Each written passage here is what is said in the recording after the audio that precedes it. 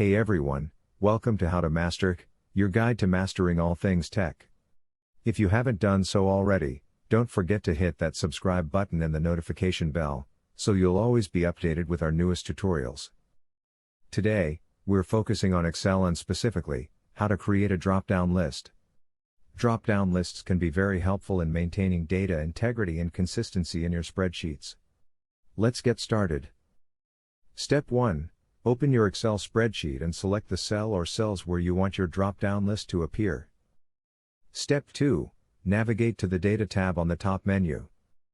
Step 3. In the Data Tools group, click on Data Validation.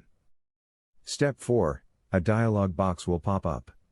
Under the Settings tab, click on the Allow drop-down menu and select List. Step 5. In the Source box, you can either type in the items you want to include in your list, separated by commas, or if your list items are already in your spreadsheet, you can select the range of cells. Step 6. Click OK. Your drop-down list is now created. To use it, simply click on the cell, and you'll see a small drop-down arrow. Click on this to select an item from your list. And there you have it, you've just created a drop-down list in Excel. Drop-down lists are great for ensuring that data entry is accurate and consistent. Thank you for tuning in. If you found this tutorial useful, please give this video a thumbs up and don't forget to subscribe to How to Master for more simple, effective tech guides.